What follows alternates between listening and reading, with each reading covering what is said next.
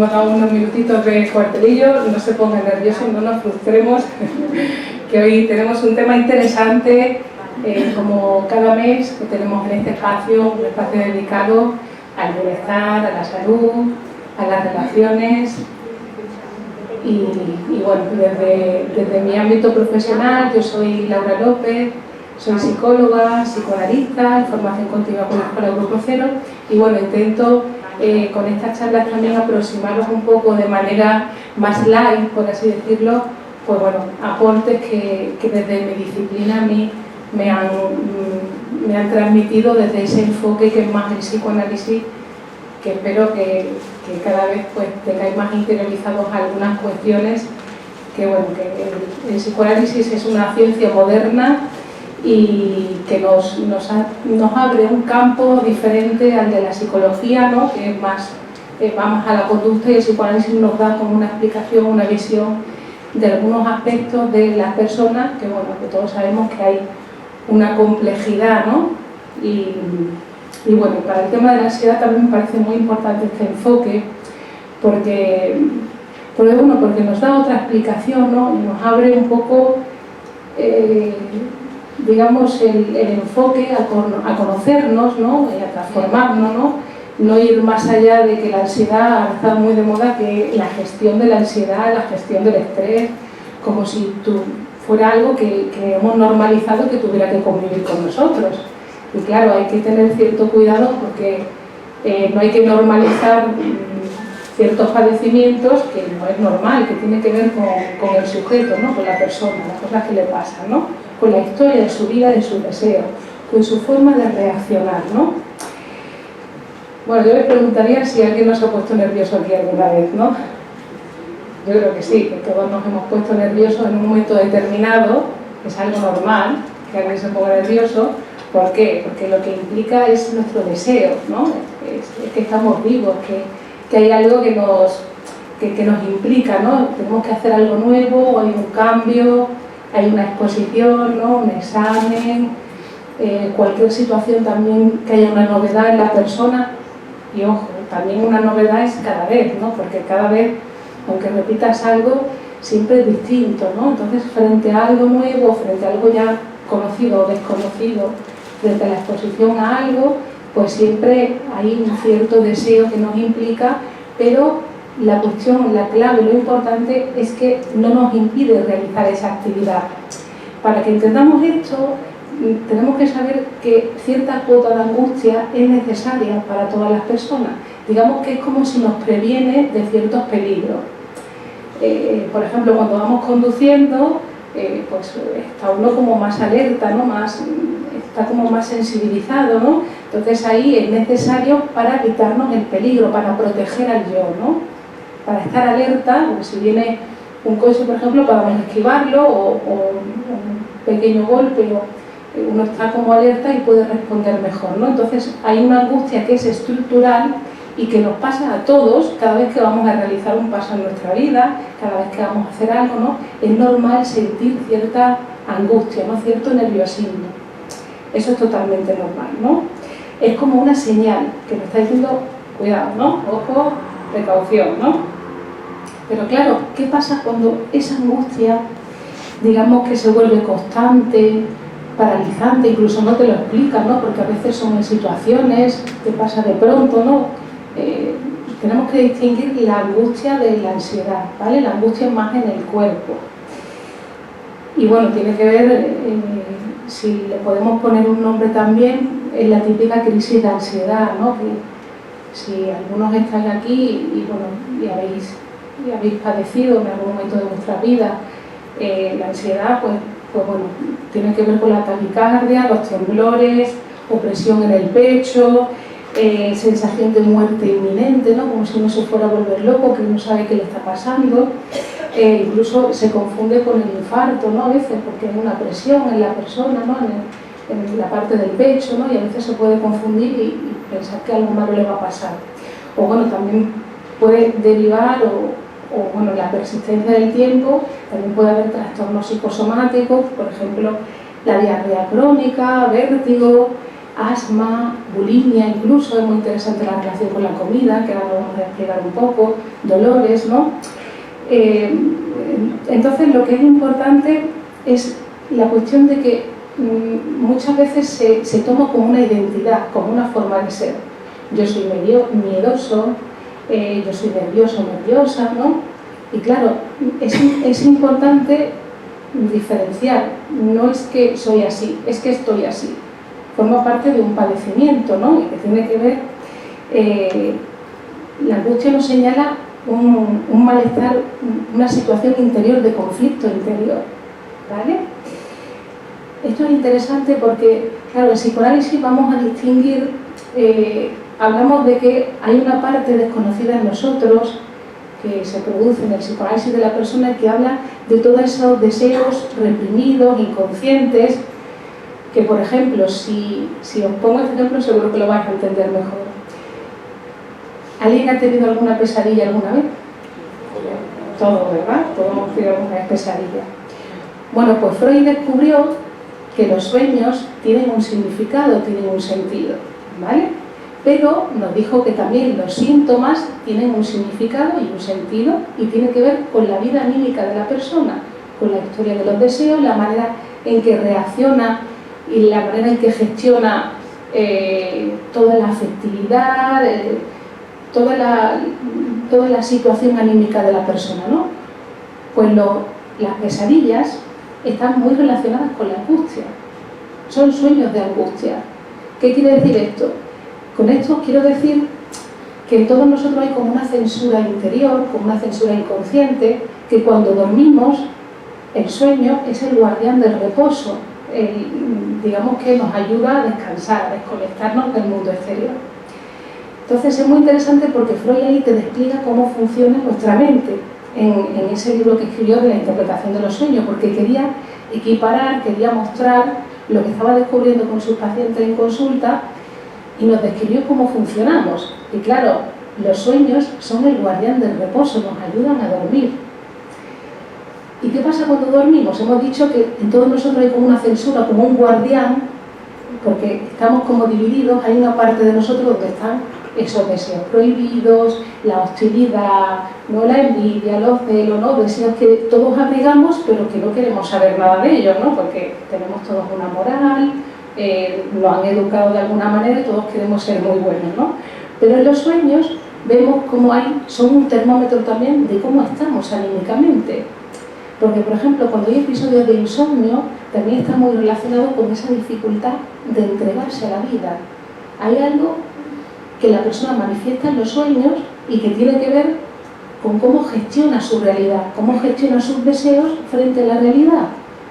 Entonces, ahí, por ejemplo, en las pesadillas, ahí es donde se muestra, no que la persona ha tenido una pesadilla y que por eso yo estoy mal.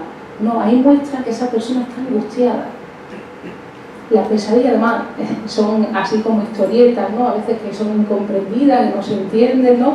Que alguien te persigue, que te va a pasar algo malo, ¿no? Ahí está hablando de algo que le pasa a la persona y que tiene que ver con sus propios deseos, con algo que rechaza fuertemente la persona y es como si estuviera a punto de aparecer en la conciencia y ahí justo te despiertas, ¿vale? Entonces hablamos de algo que en la persona transcurre, un conflicto de deseo en los que la persona está angustiada y en el sueño va a aparecer, ¿no? Y eso es muy interesante porque, claro, la angustia tiene que ver con un deseo que quiere expresarse y que rechazamos a la vez. Y corresponde a esos deseos reprimidos de los cuales queremos escapar. Y es muy interesante porque, claro, si lo comparamos con el miedo también es necesario, ¿no? Pero claro, cuando ya es miedo a algo que no tiene sentido, que es algo, digamos que racionalmente no tiene una explicación, ¿no? Como puedo tener miedo a una araña, o como puedo tener miedo hasta huir de ese escenario, algo que en realidad lo razono, lo pienso y no es tan importante, ¿no? Pero claro, si lo comparamos con el miedo, cuando hay un miedo exterior, es decir, cuando vienen unos ladrones, cuando hay una situación externa, nuestro cuerpo se prepara, ¿no? Para esa situación, para reaccionar, o bien para quedarnos paralizados o bien para huir. Pero claro, ¿qué pasa con la angustia? La angustia tiene que ver con un miedo, pero a nosotros mismos, a algo de nosotros de lo cual no queremos saber y que se huye en forma de angustia, en forma de síntoma. ¿Vale? Entonces, es interesante para que entendamos que de uno mismo no se puede huir, ¿no? Y muchas veces hay esto de, ay, a mí no me compliques la vida, no me cuentes historias, ¿no? Es como si huyéramos de una situación en la que interiormente no podemos huir y huimos a través de los síntomas, o bueno, se expresa también a través de las pesadillas, de los sueños de angustia, que ojo, es una señal, una alarma de que algo está pasando en nosotros y que no podemos dar cuenta de ello, no le podemos poner palabras. Es algo que ocurre a nivel inconsciente, hay un conflicto que se desplaza pues a la fobia que tenemos o a una angustia en situaciones determinadas, que no es exactamente en esa situación, que por asociación puede ser otra, ¿no? Es decir, que hay una complejidad en la persona que Freud descubrió que el síntoma habla, hay otro lenguaje diferente y que hay que ayudar a resolver esa cuestión, ¿no? Y claro, hemos hecho la diferencia también entre la angustia y la ansiedad, ¿no? La angustia es más física, ¿no? Toda esa sintomatología que hemos descrito, y la ansiedad tiene que ver como con una anticipación, ¿no? Es como, voy a dar la charla, pero es como si dijera, como si fuera ayer, ¿no? Hay como una prisa por resolver rápido, por no implicarse en las situaciones, es como si quisiera salir de la escena siempre, ¿no? O como una idea de catástrofe, de que algo malo va a pasar, y es la imposibilidad de soportar la incertidumbre, ¿no? Fuera de empezar la charla hablábamos un poco también de la importancia de cultivar esa paciencia, ¿no? Es como con esas prisas, como si uno quisiera hacerlo todo rápido y ya. Y hay procesos que, claro, que requieren su tiempo. Y claro, y una de las cosas muy importantes para la cuestión de la ansiedad es tolerar la incertidumbre. Si no se tolera la incertidumbre, no saber qué va a pasar, es imposible hacer nada. Y claro, frente a ese vacío, frente a esa página en blanco, frente a algo nuevo, hay personas que no pueden, porque no soportan esa incertidumbre, no saber qué va a pasar. Pero ¿quién sabe en la vida lo que va a pasar? Es como un afán de quererlo controlar todo, y es imposible. Precisamente padecen de eso, de querer controlar todo. Pero el querer controlar todo quiere decir también querer controlar algo de mí que yo desconozco, que tiene que ver con mis deseos y que no tolero que algo se escape. Como si ese centinela, ese guardia de seguridad estuviera siempre alerta en algo que se me pueda escapar, que tiene que ver con mis deseos, ¿no? Bueno, es interesante porque también la angustia a veces, pues claro, te puede producir inhibiciones en tu vida, ¿no? Que no desarrolles, no desempeñes ciertas labores que te tocan, ciertas actividades, ¿no? Y es muy interesante un ejemplo clínico, ¿no? Donde una persona, pues, se le paralizaba un brazo, ¿no? Y claro, también venía esa persona con angustia, ¿no? Claro, es interesante porque ahí, bueno, aparte de la angustia había como una estructura histérica, ¿no? Que tenía que ver con un choque entre lo que había de fondo en la interpretación de ese gesto, ¿no? Donde la persona se le paralizaba el brazo y claro, según las leyes de la biología no era imposible que un brazo se te paralizara, ¿no? Te dicen que es estrés, entre comillas, a saber lo que quiere decir eso, ¿no?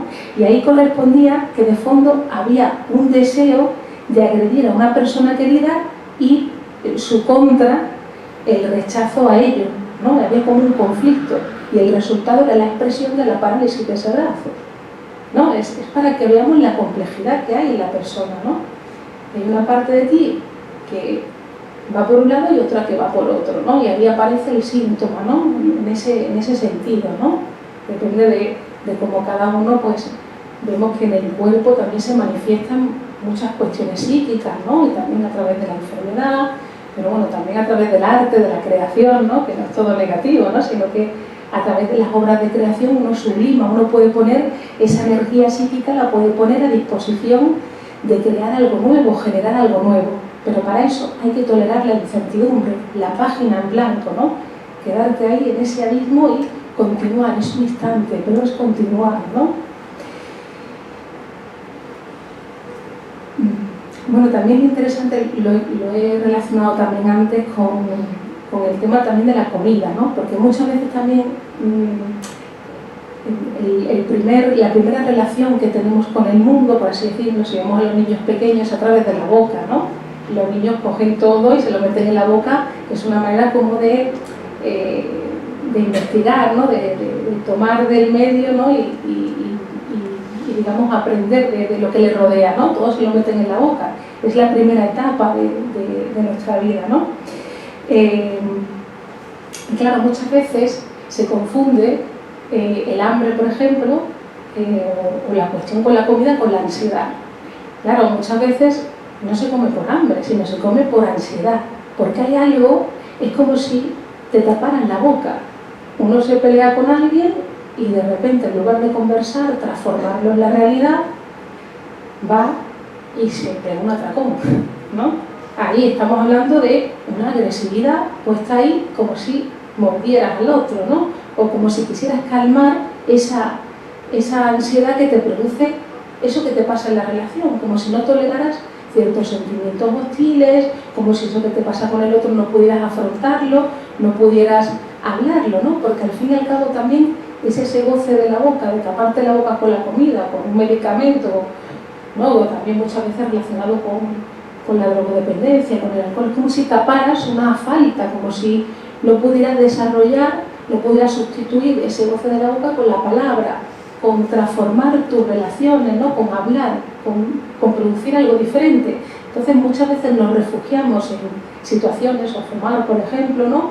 En la que uno, en lugar de poner palabras a esa situación, es como si se taponara la boca con algo que le impide, pues, transformar esa realidad, ¿no? Y se queda ahí anclado en eso, ¿no? Entonces, el acto de comer muchas veces, pues, tiene que ver con la ansiedad. Por eso es interesante que muchos de los trastornos por conducta alimentaria tienen de fondo, es como en la punta del iceberg, otras cuestiones que es más relacionadas con la ansiedad, ¿no? Entonces, si no transformas esa posición que tiene la persona en reaccionar ante las cosas de su vida, pues claro, nos quedamos en una conducta, no en lo que hay de fondo, ¿no? Y eso me pareció interesante. Claro, por eso es importante aprender a sustituir, que eso es muy importante también en la relación con nuestra salud, aprender a sustituir. Y claro, hablar también te produce un placer, pero hay que llegar a ello, ¿no? Hablar y también escuchar, que también es importante. Y claro, también en relación también con la ansiedad, también vivimos en una época, digamos que un poco consumista, ¿no? En el sentido de que, claro, muchas veces es como si taponáramos también nuestro deseo, es como si intentáramos consumir cada vez más productos, más experiencias, ¿no? Como un intento de llenar como ese vacío, ¿no? Como una compensación. Y claro, es necesario ahí separarse de esa idea de que la felicidad y el bienestar viven en ese consumo constante, ¿no? Es ahí como realmente la vida tiene que ver con proyectar nuestro deseo, con ponerlo en un proyecto, en algo en nuestra vida, en las relaciones, en el amor, en los proyectos de nuestra vida, ¿no? Y a veces esas compras compulsivas hablan de también esa ansiedad, esa angustia que intenta como taponar, ¿no? Algo, compensar algo, como una falta, como que no puedo tolerar tampoco esa incertidumbre y siempre tengo que taponar, ¿no? En mí. Y claro, eso también es interesante para que lo tengamos en cuenta, ¿no? Entonces, la ansiedad es el resultado de un conflicto entre el deseo y la moral, que lo rechaza, ¿no? Y claro, es interesante cuando en la ansiedad es como que uno no tolera no saber, ¿no? Es como que uno lo quiere saber todo, lo quiere controlar todo, y es esa intolerancia a la incertidumbre. Y claro, a veces es muy perjudicial, ¿no? Porque es como que a uno no le permite iniciar nada. Es como que uno empieza algo y lo deja, lo deja, lo deja. Es como si no tolerara esa incertidumbre y ese camino para que, con esa paciencia y ese trabajo, para que las cosas se vayan transformando, ¿no? Es como que empieza una cosa, la deja, empieza otra cosa, la deja, es como si no soportara esa incertidumbre y ese camino del trabajo, donde ahí hay una gran intolerancia, ¿no? Pero claro, la vida pues es incertidumbre, ¿no? Uno no puede dar nada por hecho, ¿no? No sabemos qué va a pasar. De un día para otro te cambia tu escenario totalmente. Y claro, gestionar eso pues a veces es complejo, ¿no? Claro, también a veces se relaciona la ansiedad con el estrés, ¿no? Pero claro, ¿qué llamamos estrés, no? Si tomamos la palabra de la física, tiene que ver con la cantidad de fuerza que un material pues soporta. Pero claro, a veces llamamos estrés a un ritmo de actividad donde la persona no tiene por qué enfermar, ¿no? Acontece cuando no tanto culpar a lo externo, sino con la capacidad de reacción que tiene la persona. Por ejemplo, cuando es como si lo que se le exige desde fuera o lo que nos exigimos a nosotros mismos no correspondiera a nuestras capacidades, a nuestras atribuciones. Entonces ahí no es que eso te da ansiedad, sino es cómo uno reacciona frente a eso, cómo redimensiona eso en su vida, ¿no? Y para eso es interesante eso, que un ritmo acelerado de vida no tiene por qué ser ansiedad, sino uno empieza una actividad, termina otra, la hace, ¿no? Porque la energía está para ponerla a disposición de la vida, ¿no? Cuando hay un inconveniente ahí y aparecen síntomas, es que hay un conflicto con eso, con la disposición que pongo a mi realidad, con la dificultad de entregarme a una actividad, con lo que me pasa con las relaciones, con la dificultad de la gestión de las relaciones, donde ahí pasa algo, ahí acontece algo que se reprime y que aparece en forma de síntoma, ¿no? Que hay una incapacidad de gestión de algo de mi vida que tiene que ver con mis deseos, porque los síntomas son una satisfacción sustitutiva, es como si huyéramos de nosotros mismos, como si algo no pudiéramos gestionar y volviéramos como a ese lugar infantil donde se relaciona el bebé con la boca, ¿no? Es como si no pudiéramos gestionar algo de la realidad y volviéramos ahí, a un lugar anterior, ¿no? A un lugar fijado donde no respondemos de una manera adecuada, ¿no? Respondemos de manera, es un mecanismo inconsciente, no es algo que uno pueda manejar, ¿no? Sino como si respondiéramos de una manera inmadura, ¿no? Inmadura no me refiero a que no seamos maduros, ¿no? Sino a la inmadurez de nuestro aparato psíquico, como el niño, ¿no? Cuando en lugar de poder decir algo con palabras, pues llora o tiene ira, ¿no?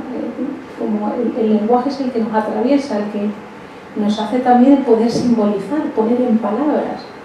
Y claro, la ansiedad tiene mucho que ver con eso, con la dificultad de poner en palabras ciertas cosas que nos están pasando y que nuestro cuerpo habla en otro lenguaje, ¿no?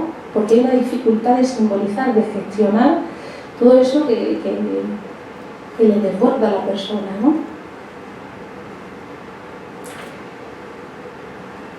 Claro, también es interesante que muchas veces estamos como un poco nos transmiten la sociedad del bienestar, todo zen, que no tengamos que sentir nada, cualquier mínima cosa que nos pase, es como que parece que está como muy negado, ¿no?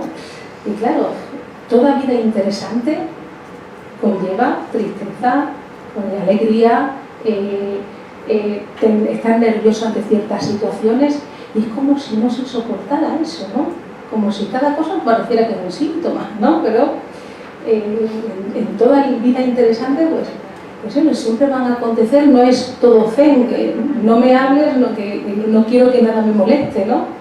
Y a veces es como eso, es como aislarnos de situaciones en las que uno debería poder afrontarla, ¿no? Que uno debería ser capaz de gestionarla, ¿no? Lo que pasa es que muchas veces pues hay una dificultad en esa gestión con la realidad, ¿no?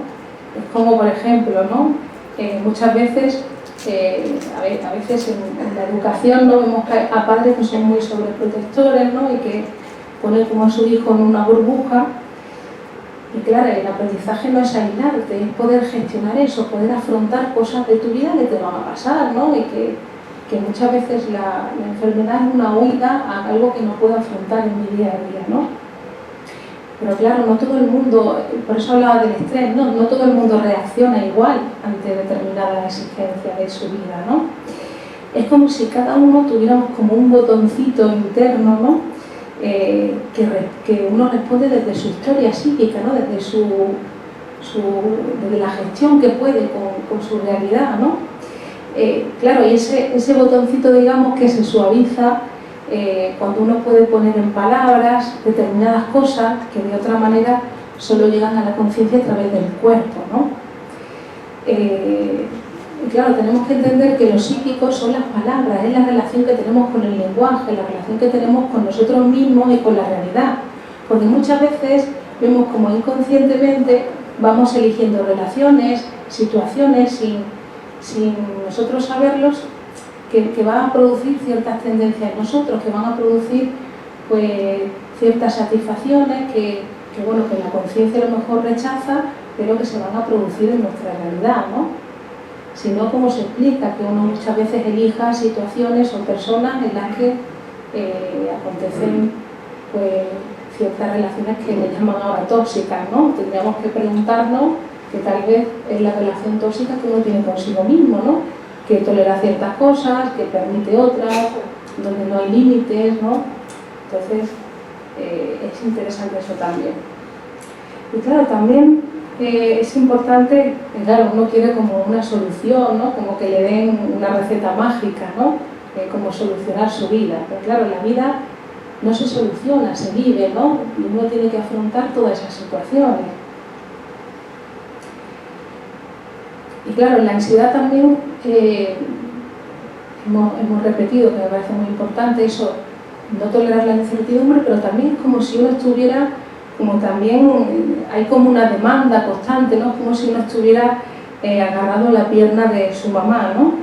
En esa inquietud que nos produce la vida, como si hubiera una dificultad de entrega a la vida, ¿no? Y uno se quedara aferrado frente a ese abismo que son las relaciones, la entrega a la vida, ¿no? Al trabajo, las cosas, a gestionar ciertas cosas de su vida, como si uno se quedara aferrado ahí, detenido, porque hay una incapacidad en la persona de gestionar eso, ¿no?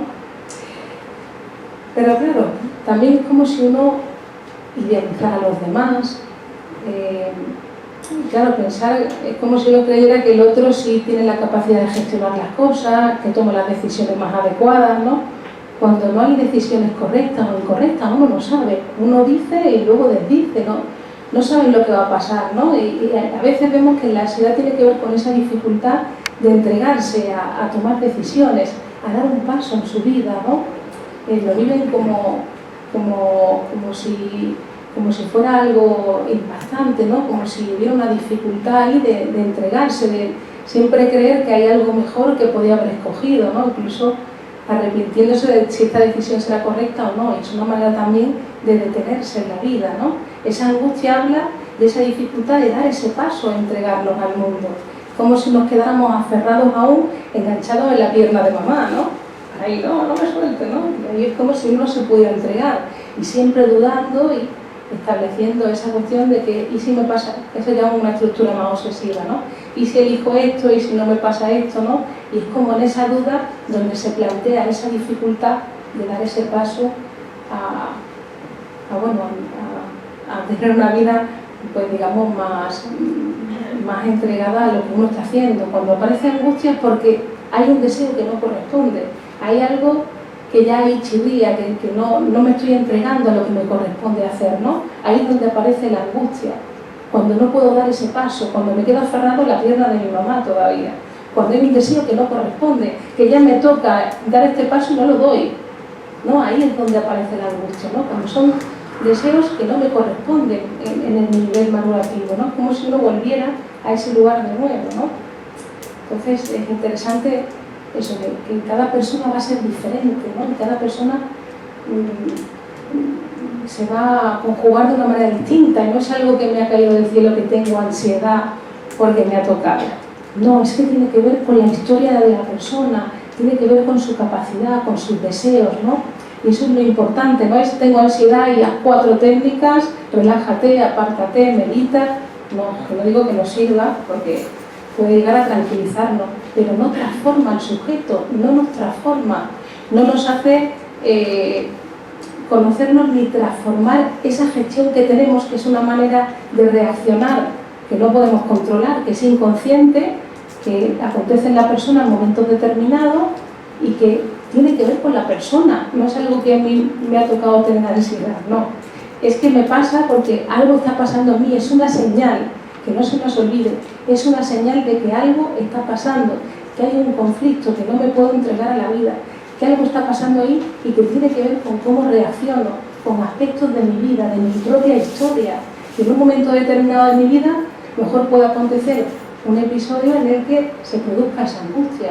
Pero claro, no es algo que ocurre de repente, sino ya hay una predisposición en esa persona frente a situaciones vitales, frente a cambios importantes, muchas veces acontecen, ¿no? Donde ahí vemos que es como si el sujeto se tambaleara, ¿no? Como si hubiera algo que tuviéramos que decidir y costara decidir.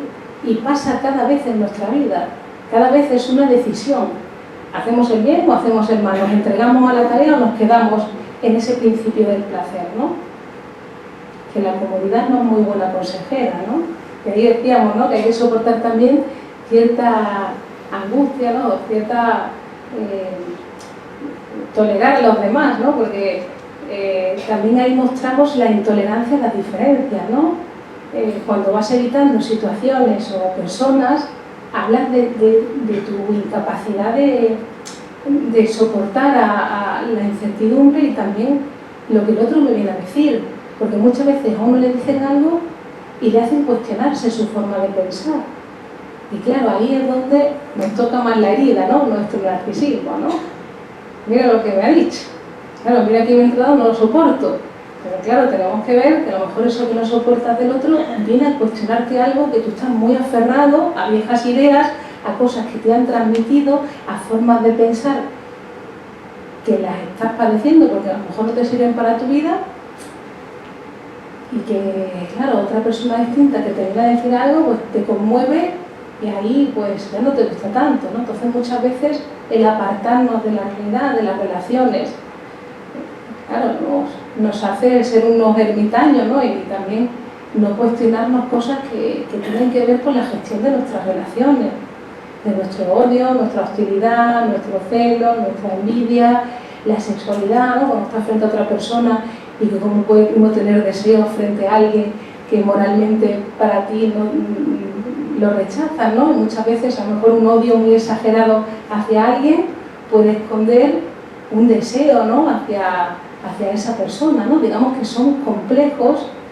y hacemos como disfraces, ¿no? Como en los sueños. En los sueños aparece una historieta que en el fondo significa algo, tiene que ver con nosotros. Pero, ¿veis? El sueño lo deforma, lo transforma para que no nos enteremos de nada, de lo que realmente nos está pasando. Pero es que en nuestra vida anímica también, en las relaciones con los demás, muchas veces eso, ese odio intenso hacia alguien, ahí hablamos también, que se pelea se desea, ¿no? Muchas veces forma parte del entramado, digamos que familiar y también social, ¿no? Que hay frases que se dicen porque esconden también esa verdad, ¿no?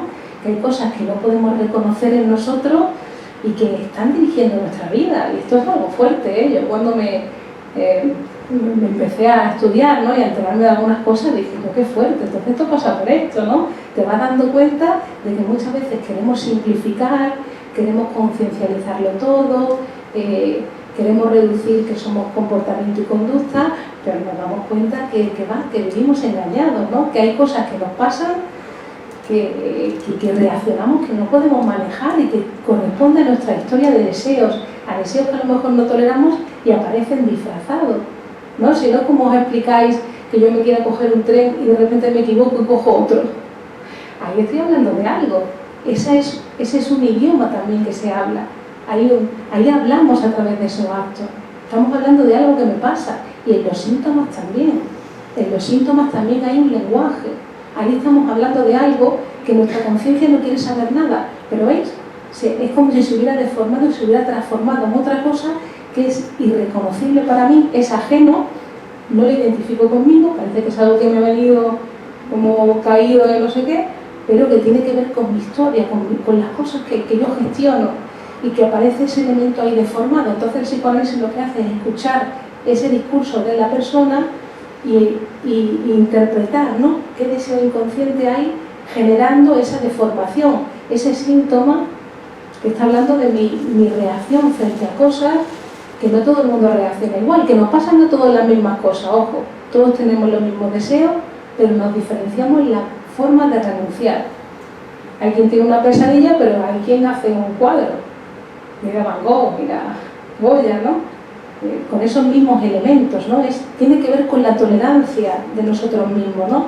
Porque en nosotros hay un yo, que hay un texto que habla de la servidumbre del yo, ¿no? Hay un yo que tiene que gestionar la moral que traemos, que es la herencia de nuestros padres, ¿no? Lo que nos dice lo que está bien y lo que está mal. Luego está la realidad, y luego está el caldero de pulsiones, que son nuestros deseos, que es nuestro aparato más primitivo, que tienden a salir. Ahora el yo es el que tiene que lidiar entre esos deseos, la moral y la realidad. Dependiendo cómo gestionemos eso interiormente, que no lo podemos controlar, vamos a ver los productos que hay en los efectos de nuestra realidad. Y eso se traduce, por ejemplo, estamos hablando ahora de la ansiedad. ¿Qué pasa con la ansiedad? Hay algo que no puedo tolerar de mí, que aparece en forma de síntoma y que mi cuerpo está manifestando, y hay algo, que hay un conflicto en la persona que lo expresa de esa manera, porque eso tiene que salir de alguna manera, ¿no? Entonces es eso, el trabajo que hacemos en consulta es la persona va hablando y va produciendo todas esas asociaciones, todo ese mundo interior se va a poder ir interpretando, porque una cosa es la realidad material, es decir, una cosa es lo que decíamos del estrés, lo que uno dice que son las exigencias diarias, pero otra cosa es tu realidad psíquica, cómo tú reaccionas frente a eso, lo que realmente pasa en ti frente a determinadas situaciones. Porque claro, en un trabajo también vemos que no todo el mundo reacciona de la misma manera frente a las mismas situaciones. No es la situación en sí exactamente, que sí, que también reconozco que hay situaciones injustas, pero ¿yo qué hago con eso? ¿Cómo reacciono? ¿Cómo gestiono eso, no? Y son cosas inconscientes que uno no puede manejar, que le pasa sin querer. Uno quiere de otra manera, pero le pasa así. Por eso es interesante la labor del psicoanálisis, que te ayuda a conocerte y a transformar ciertas maneras de reaccionar frente a tu realidad, frente a tus relaciones, frente a las exigencias de la vida, ¿no? Que son necesarias, ¿no? Lo que pasa es que hay gente que se castiga demasiado, ¿no? Que a veces se exige demasiado, ¿no? Pero ahí es interesante también la exigencia que uno tiene consigo mismo. Porque claro, ahí aparece lo que decimos de la represión, ¿no? Cuando uno no tolera ciertos deseos, como que los deforma, ¿no? Y aparecen en forma de síntomas, ¿vale?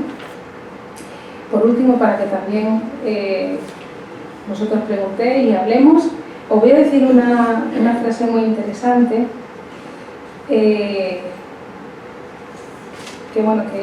tomé del director de la Escuela de Psicoanálisis y Poesía Grupo Cero, que hablaba de la realidad, ¿no? Dice: recuerden que para Freud ser normal significa primero aceptar la realidad, luego transformarla. Si todo lo que hago es transformarlo, estoy loco, ¿no? Y si lo único que hago es aceptar la realidad y no transformarla, ahí sería un neurótico, ¿no? Sano es cuando acepto la realidad y también la transformo. Esto me pareció súper importante, ¿no? Porque si uno no acepta la realidad, te sales de ella. Es aceptar la realidad y hacer un trabajo para transformarla.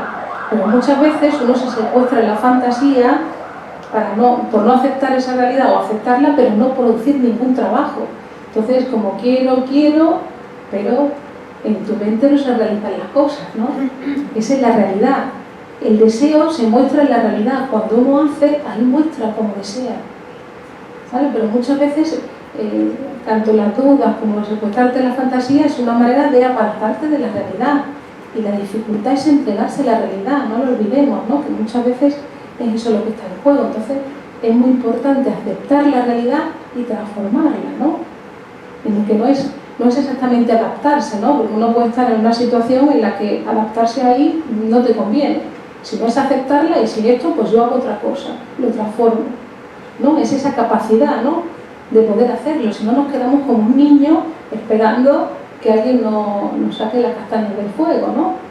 Y es entregarnos la tarea, pero vemos que hay dificultades de gestión de eso, porque es como si decidiéramos eso, como si estuviéramos con nuestra mamá agarrados a la pierna sin poder entregarnos a la realidad. Pero si no aceptamos la incertidumbre, no vamos a poder hacer nada en la vida, absolutamente nada. Porque es incertidumbre la vida, no sabes lo que va a pasar. Y claro, eso ocasiona muchas dificultades, ¿no?, para muchas personas, ¿no? Por eso es importante la labor que se hace desde el psicoanálisis, darnos cuenta que no es una cosa para normalizar, que tienen una solución y tiene que ver con la vida de la persona, con cómo elabora ciertas cuestiones. Y claro, no es darte 4 pautas, ¿no?, sino hablar de lo que te pasa, ¿no? Hablar, ir asociando libremente, ir hablando, y ahí se va a ir construyendo tu historia de deseos, cómo reaccionas, ¿no? Ir transformando eso desde la apertura de ti, ¿no?, de tu yo, de hablar de lo que te pasa, que uno sabe pero no sabe, ¿no? Y ahí es como el sueño, ¿no? El psicoanalista te ayuda a interpretar y poner en palabras todo ese mundo interior, que a veces uno no tiene palabras para expresar ciertas cosas, ¿no? Y las expresa en el cuerpo, las expresa a través de los síntomas. Por eso es una labor de aprendizaje, ¿no? Y antes también hablábamos fuera, ¿no? Decíamos que claro, uno tiene que tener paciencia y dar cuenta que también que curarse es transformarse. La vida es un continuo cambio, una continua transformación. Si uno se queda fijo, igual a sí mismo siempre, ahí es cuando va a enfermar, porque las situaciones te requieren que tú seas otro cada vez, que seas flexible, que frente a una situación, puedes ir transformándote. Y claro, quien no se transforma, al final termina padeciendo muchísimo, ¿no? Claro, ese aprendizaje se hace a nivel del psicoanálisis de uno, ¿no? De ir elaborando todo eso y pudiendo gestionar todas esas cosas, ¿no? Entonces, bueno, yo os planteo, para no enrollarme más, que si queréis preguntar alguna cosa o bueno, decir algo que os parezca interesante, bueno, pues esto es un espacio también para que podamos conversar, ¿no? Para que también hablemos, que es muy importante. Y hablar conlleva escuchar, ¿no? Hay que adaptarse. Bueno, ahí decíamos aceptar y transformar la realidad, porque a veces uno se adapta a situaciones que a lo mejor no le convienen y se deforma, ¿no? Y tampoco es eso, deformarnos, ¿no? Sino, vale, esto pasa así, pero le voy a dar otra vuelta y vamos a hacerlo de otra manera. Pero hay que tener paciencia. Sí, paciencia sobre todo. Estamos todos tan agobiados por los medios de comunicación, con tanta guerra y con tantas tensiones que nos rodean. Ay, cuántas cosas escuchas. Claro, que al final ¿quién está contento con lo que hay? Bueno, por supuesto, hay una situación difícil. Hace falta que uno también organice, ¿no? Que no sea... Claro. Que estemos más en el amor y en la paz que en la guerra. Claro. La verdad que sí. Bueno, adelante. Hola. Yo tenía... A ver, me ha parecido muy interesante lo que has dicho sobre los vértigos, porque yo tenía la idea de que tenía que tener algo que ver con las emociones. He tenido en mi vida 2 situaciones de vértigo en dos etapas y han coincidido con 2 relaciones que me tenían muy estresada. Entonces, al decir todo eso, ya lo he asociado. ¿Ves? Es que en todo lo que nos pasa, incluso las enfermedades y todo, si estudiamos la vida de la persona, tiene que ver con algo que la persona ha reaccionado de esa manera, no cualquier persona enferma de cualquier cosa, que vemos que está muy relacionado con impactos también emocionales, como también interviene en el sistema anímico, ¿no? Y en el sistema inmunológico. Además, eran vértigos bestiales, de dar la habitación vuelta y claro, ahora me acaba de dar una respuesta con esto. Totalmente, ¿no? Por eso que también es esa ayuda también que el psicoanálisis ofrece a los médicos, ¿no? Yo tengo compañeras que también son médicos y claro, te ofrece una apertura y una escucha al paciente impresionante, porque claro, te viene con un síntoma, pero no es una persona aislada, no es un cuerpo biológico, tiene que estar atravesado por un montón de situaciones de tu vida, de maneras de reaccionar, que el cuerpo está hablando. Entonces le da una escucha y una ayuda para el tratamiento impresionante. Si no, es como si uno Además de cualquier médico que te atienda, tú no reaccionas igual, hay quien te habla de una manera determinada y tú respondes mejor al tratamiento, ¿no? Estamos atravesados por el lenguaje, ¿no? Y por las cosas que nos pasan. Sí, sí, es como decías tú antes, lo que tu boca no es capaz de decir, ¿no? Lo dice tu cuerpo, evidentemente. Tu cuerpo hace el escenario también. Por eso es interesante la labor que se hace en el psicoanálisis, que te ayuda a hablar, a poder simbolizar, a que no necesites de enfermar para hablar, para transformar lo que te pasa. Te ayuda a poner en palabras, ¿no? Freud estudió muchos casos, ¿no? Antes de escribir la interpretación de los sueños y de producir el psicoanálisis. Él era neurólogo y veía pacientes de obsesiones, histeria, ¿no? Y él se daba cuenta de que los síntomas tenían un significado, ¿no? Que algo tenía que ver con la vida anímica de la persona. Y ahí es donde él empezó a trabajar y empezó a ver casos donde se transformaba, donde se daba cuenta de que era como si se tejieran en el mismo telar, ¿no? Como si hubiera algo que sobredeterminara a la persona. Y ahí construyó el psicoanálisis y la teoría del inconsciente, que nos dice eso, que estamos atravesados por el lenguaje, que incluso el cuerpo biológico muchas veces a través de determinados fallos en la función nos habla de que no nos regimos solamente por las leyes de la biología, sino por las leyes del inconsciente, ¿no? Que nos habla, ¿por qué se me paralizan 2 dedos de una mano si biológicamente me dicen que estoy bien? ¿Qué está pasando ahí? ¿No? Y ahí nos descubre todo ese mundo, ¿no? ¿Y qué diferencia hay entre el inconsciente y el subconsciente? Es que el inconsciente es un término de psicoanálisis, el subconsciente de otras disciplinas que hablaban de cosas diferentes. Sí, son cosas diferentes, ¿no? El subconsciente es como algo debajo de algo, que no tiene nada que ver con el psicoanálisis. El psicoanálisis te habla del inconsciente, que es eso que desconoces ser, pero que eres, ¿no? Es lo que sobredetermina tu vida. Y además todos podemos ver esos efectos del inconsciente, por ejemplo, en los lapsus, en los sueños, los actos fallidos. Ahí vemos que incluso en la literatura hay como una inteligencia de eso, ¿no? Porque Shakespeare hablaba, Lady Macbeth, cómo se lavaba las manos, era como muy simbólico, ¿no? Y hablaba de esa situación en la que era como si ella tuviera las manos manchadas de sangre, se las lavaba y se las lavaba. Claro, todo eso tiene que ver también con los actos obsesivos, ¿no? Estamos atravesados por cosas que tienen que ver con nuestro deseo, con nuestra moral y que las escenificamos a nosotros, ¿no?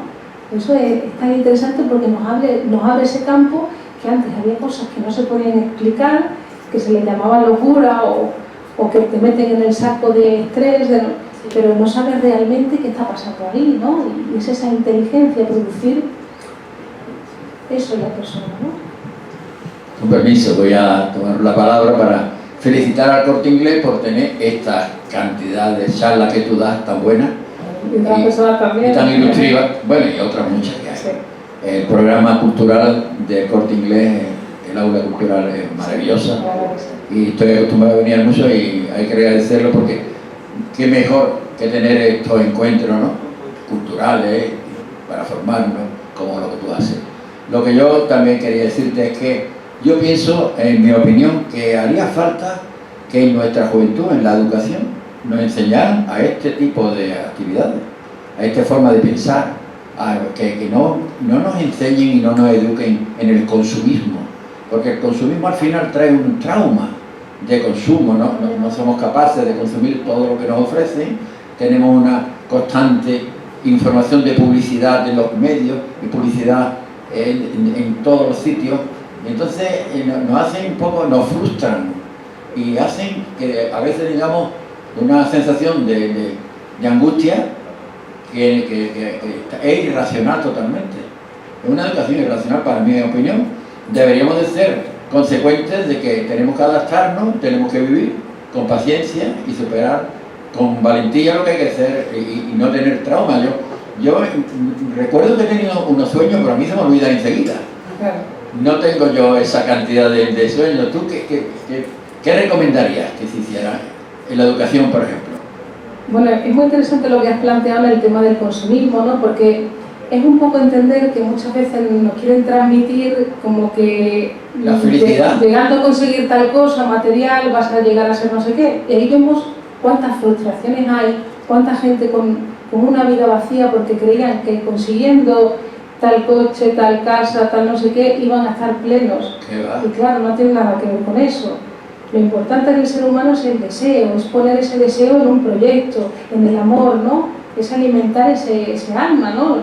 Y claro, muchas veces nos transmiten una forma de vivir que no se corresponde a cómo es nuestro deseo, porque lo que nos interesa, el motor de nuestra vida es el deseo. Si no tenemos proyectos en nuestra vida, es que nos apagamos, porque es que ni incluso dormidos dejamos de desear, ¿no? Los sueños se forman a raíz también de que está nuestro deseo en activo. Claro, si se nos apaga el deseo, las utopías de futuro, ¿no? Las ilusiones de futuro, claro, nos apagamos, ¿no? Entonces es interesante qué tipo de educación se transmite, ¿no? Y también en la parte también emocional, la gestión, no sé, cada uno de lo que puede, ¿no? Viene de su casa, de una manera de ver las cosas, de frases que te transmiten, de maneras ideológicas de pensar, pero uno muchas veces llega muy frustrado porque llega a su vida y quiere aplicar todo eso y se da cuenta que no es feliz. Porque a lo mejor, como han vivido tus padres, o como vive no sé quién, o como te han dicho que eso está bien, a lo mejor a ti eso no te va. Choca con tu deseo, ¿no? O no le das un sentido a tu vida, ¿no? Entonces, por eso muchas veces el psicoanálisis te ayuda a redimensionar tu vida, a conocer quién eres, poder encauzar esos deseos, ¿no? En un lugar adecuado, que sea conveniente para ti. Pero siempre va a haber frustración, ¿no? En el sentido de que nunca va a ser como tú quieres. Y eso me parece súper interesante, ¿no? Porque muchas veces incluso en las conversaciones uno cree que la conversación la tiene en la cabeza y cuando llega a la realidad se frustra porque no es como había pensado. Pero es que nunca es como uno piensa. Uno no puede aplicar lo que tiene en la cabeza, uno vive y después piensa.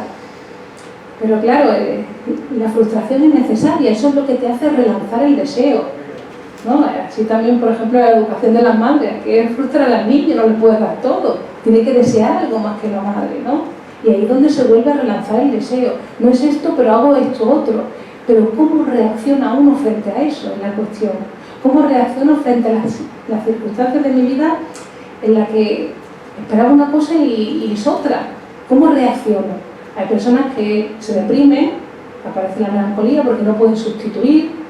Otras personas reaccionan, pues bueno, con ansiedad, ¿no? Que hay diferentes maneras de reaccionar, otras no, otros sustituyen, cambian y siguen adelante, ¿no? Entonces, es eso, cómo reacciono frente a las cosas importantes de mi vida, o las más nimias, ¿no? También, y esa capacidad de sustituir, de seguir adelante, ¿no? La salud tiene que ver con la capacidad de sustituir. Muy bien, yo voy a terminar porque yo no quiero hacer ver todo. Lo que sí digo, y ya termino, que no es más feliz el que más tiene, sino el que menos necesita.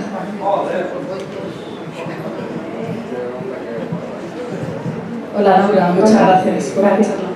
Quería preguntarte, las crisis de ansiedad y los ataques de pánico, desde el punto de vista del psicoanálisis, cuando tú has tenido pacientes, ¿qué simboliza realmente para el individuo?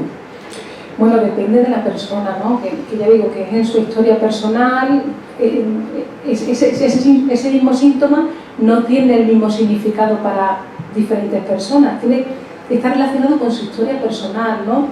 Con cómo renuncia a ciertas cosas, con a lo mejor algo que es intolerable para esa persona y que se está acercando a descubrir eso y ahí aparece ese ataque de angustia. Es que claro, no es esto igual para todo el mundo, cada uno tiene que descubrir y producir qué le está pasando con eso, a qué está relacionado, porque muchas veces uno puede creer que tiene un ataque de pánico porque ha visto un perro, que a lo mejor ese perro no es exactamente, sino que está relacionado con un límite que no tengo puesto en mi lugar, con una situación que me recuerda a otra, que está como más enraizado, ¿no? Digamos que es una reacción, es como que ese escenario es donde se manifiesta, pero está como intrincado más la relación que tengo con la ley, o la relación que tengo con mi deseo, con la función padre, la función madre, ¿no? Digamos que todo está ahí enlazado con mi historia personal. Cada persona es distinto, ¿no? Totalmente. Un mismo síntoma no significa lo mismo para todas las personas. Es un tratamiento muy personalizado. Pero como has dicho antes, que se relaciona un poco como con una especie de sensación de muerte inminente en la persona, la muerte en el inconsciente también y en el psicoanálisis tiene mucha profundidad. Entonces, ¿por qué a la persona le puede llegar esa sensación de muerte inminente? ¿Tiene algo que ver o tiene un trasfondo también general, aparte de que cada persona tenga un caso diferente? Bueno, hay diferentes síntomas, ¿no? Pero la muerte inminente es como, lo de la muerte es muy interesante porque también está relacionado con la sexualidad, con la mortalidad, ¿no? Vivimos porque hay un punto y final, ¿no? Es desde que morimos que podemos vivir, ¿no? Y hay personas que viven como si no se fueran a morir nunca, ¿no? Postergan, no hacen cosas, no hacen proyectos, ¿no? Incluso están más atrapados en los síntomas, ¿no? Es como una dificultad de entregarse a la vida, ¿no? Y claro, la sensación de muerte es como si uno estuviera siempre en el abismo teniendo miedo a vivir, ¿no? Es como esa muerte del final y te impide vivir, ¿no? Pero es morir por el camino más largo en la vida, ¿no? Y también está relacionado con aspectos que tienen que ver con la sexualidad, ¿no? Gracias.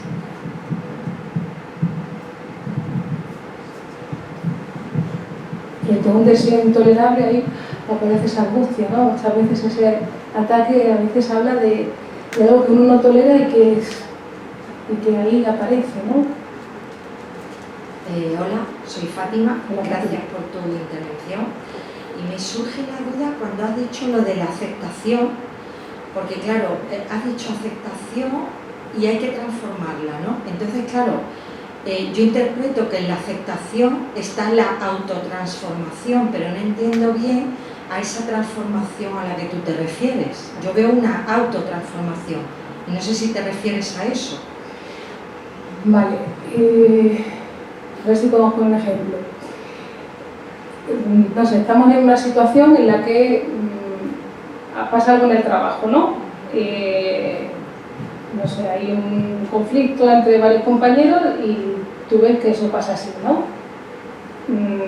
Vale, lo acepto, pero la cuestión de transformarlo es no yo enfermarme ni huir de esa situación, sino cómo lo hago para que eso se pueda hacer de otra manera.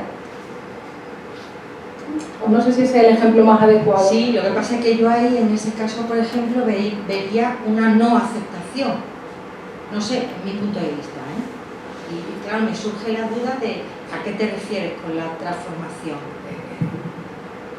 Claro, la transformación tiene que ver, por ejemplo, si hay algo en la realidad que yo tengo que aceptar que algo es así, ¿no? Para que yo pueda trabajar para transformarlo.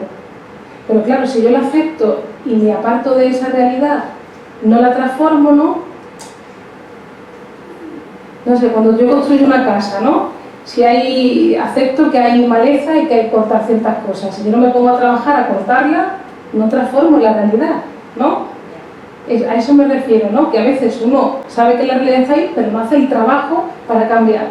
Yo quiero ser médico y en lugar de ponerme a estudiar, acepto, vale, para ser médico tienes que hacer esto y lo otro. Vale, acepto que es así, pero si yo no lo trabajo, yo no lo hago, no estoy transformando nada, ¿no? Y como eso, muchos ejemplos de tu vida, yo puedo aceptar esa situación, pero si me quedo en mi fantasía y no transformo eso para llegar a ser lo que quiero ser o lo que digo que quiero, no hay un trabajo ahí, no hay una transformación en mí. Yo me tengo que transformar en algo para que las cosas cambien, ¿no? No puedo dejar que, si yo digo que quiero algo, pues tengo que transformarme para que eso se consiga, o hacer algo yo para que eso pueda acceder a eso, ¿no? Soy yo la que me tengo que transformar. Y si lo puedo aceptar, pero si no lo transformo se queda igual, ¿no? No va a venir mágicamente todo hecho, ¿no?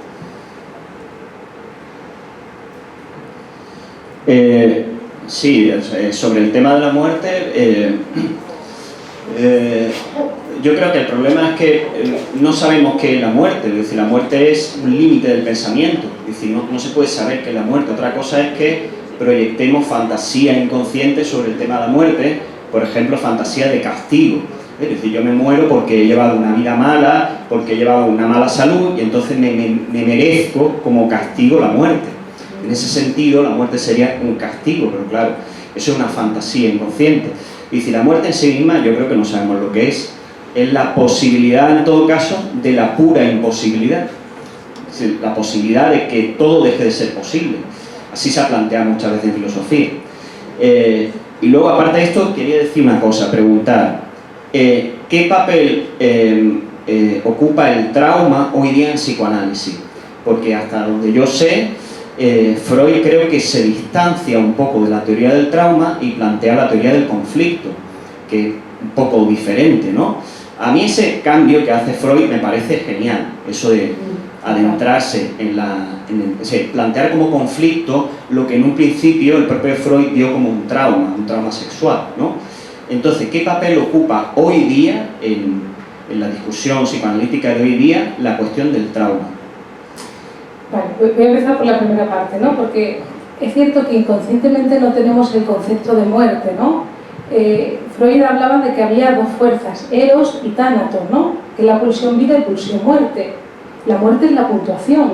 Si no hay puntuación, además, no es un castigo, ¿no? El que yo me muera. Yo me tengo que morir, soy mortal y me tengo que morir, ¿no? Y es porque me muero que trabajo, que estudio, que escribo libros, ¿no? Que dejo algo para las generaciones posteriores. Ahí hablo de que acepto mi mortalidad, ¿no? Y eso, y hay pulsión vida y pulsión muerte, que es necesario puntualizar. Mucha pulsión vida te lleva también a la muerte inminente, ¿no? Y mucha pulsión muerte también. Es un compendio entre las dos fuerzas, ¿no? Pero la muerte es algo que el ser humano, pues, nos morimos, ¿no? Somos mortales, ¿no? Nos morimos. En cuanto a la segunda parte que has comentado de la teoría del trauma, es muy interesante lo que traes, porque Freud creía, en un principio, cuando utilizaba la hipnosis y la catarsis, ¿no? Creía que la persona estaba enferma por algo que le había pasado en el pasado. Entonces era como recrear cierta escena, que recordara algo que le había pasado y creía como que había algo afectivo ahí que no había podido descargarlo. Entonces buscaba esa escena, pero claro, se dio cuenta que no tiene nada que ver, no hay teoría del trauma, no tiene nada que ver con una experiencia vivida, sino que incluso él empezó a darse cuenta, no es lo que a uno le pasó, es lo que dices de lo que te pasó, y que incluso muchas veces vemos que no es tanto la realidad material de lo que a mí me pasa, sino que muchas veces tiene que ver con fantasías inconscientes, con algo que ni siquiera había pasado, pero que atravesamos todas las personas, que tiene que ver pues, con cómo aprendemos los límites, con la ambivalencia afectiva, con estar atravesados por el lenguaje, ¿no? Es decir, con situaciones que pasamos todos y que cada uno dice una frase de eso, ¿no? De cómo aceptamos la ley, cómo rechazamos a veces a la función madre, a la función padre, ¿no? Cómo se establece todo en mí. Y él dio cuenta que, claro, que no es algo que a mí me haya pasado en mi infancia, sino que tiene que ver con mi actualidad, con cómo yo he aprendido ciertas cosas, cómo las he interiorizado en mí. Y no es tanto algo que me pasó, porque uno no puede tener padre, pero no es el padre real, es el padre simbólico que yo me genero en mí. Y eso es lo interesante, porque lo descargó del trauma. No las mismas personas que han pasado las mismas situaciones reaccionan de una manera determinada. Hay quien no le ha pasado nunca nada importante en ese sentido, en el sentido de una experiencia fuerte, pero ha desarrollado alguna enfermedad y no tiene nada que ver con eso, sino no es para que nos vayamos a la realidad de lo que le pasó cuando pequeño, sino cómo en esa persona se le han instaurado ciertas decepciones, cierta aceptación de las cosas, ¿no? Y ahí vemos que ahí se va a estudiar su mundo psíquico, no lo que le pasó. Porque claro, si yo preguntara también, hay cosas que muchas veces nos acordamos, que a lo mejor tú les preguntas a tus padres o a personas de la infancia y te dicen, no, eso no fue así, ¿no? Es que deformamos, eso es lo interesante. Los recuerdos son encubridores, deformamos cosas porque según cómo pensamos, según nuestra moral, según cómo interpretamos las cosas, vamos a construir un pasado u otro. Y esto seguro que lo entendéis todos muy bien cuando ha habido separaciones, ¿no? Cada uno te cuenta una película diferente, ¿no? Es como tú cuentes de esa separación, ¿no? Que hay una realidad, pero cada uno la cuenta de manera, cada uno tiene una percepción diferente, porque estamos bañados por lo que pensamos, por nuestra moral, por lo que interpretamos de las cosas, ¿no? No está el hecho solamente en sí, luego lo deformo, luego lo transformo, eso es como la arena del desierto, ¿no? Que se va transformando. Incluso en los juicios no es prueba fehaciente el hecho de que vaya un testigo, porque todos sabemos que nuestros sentidos nos engañan. Nosotros vamos a poder ver lo que nuestra moral nos permita ver. Hay frases que no vamos a poder escuchar porque las rechazamos inconscientemente, ¿no? Hay algo que no estamos preparados para escuchar, o deformamos muchas veces la realidad conforme a nuestros deseos. Entonces es muy interesante porque Freud nos abrió un mundo muy amplio de nuestra mente, a conocernos, ¿no? Cómo funciona nuestro aparato psíquico y que tiene que ver con el lenguaje. ¿No? Y es muy interesante lo que traje, la verdad. Bueno, si queréis preguntar alguna cosa más. Hola. Vale, aquí y allí ya terminamos, ¿vale? Buenas tardes. Buenas tardes. Siento insistir en el tema de la muerte, tabú social. Es que la muerte hablamos poco de eso. Pero en cuanto a la relación que has comentado de moral, realidad, deseo y respecto a eso, a la muerte, soy ateo, por tanto no tengo moral religiosa. Sí. Tengo una moral establecida a lo largo de mis vivencias personales y mi familia, etc. Pero he tenido durante cierto tiempo pesadillas que relacionaba con, más que con la muerte en sí misma, con el hecho de la muerte, lo que vendría después. Siendo ateo, pues para mí lo que viene después es lo mismo que viene antes. Lo superé porque acabé aceptando que no hay otra. La realidad está en medio de la moral y el deseo, pero tanto el deseo como la realidad, como la moral, no hace cambiar la realidad.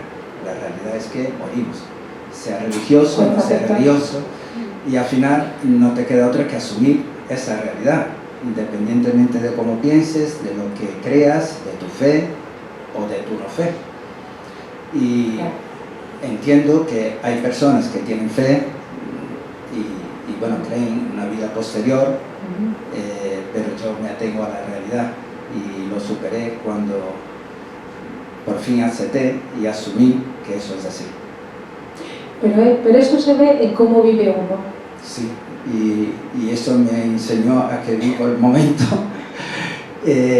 Hago, por supuesto, proyectos, pienso en el futuro, como si viviera eternamente, que no va a ser, pero trato de vivir el momento, y mi momento no es cuestión de un día, puede ser cuestión de meses, de años, siempre pensando en que tengo una cierta edad y no voy a vivir mucho más de lo que pueda vivir. Pero es verdad que es importante en el tema de la muerte, independientemente de cómo piensas, de tus creencias religiosas, aceptar y asumir una realidad. Muy bien. Gracias. Gracias. Bueno, pues la última pregunta.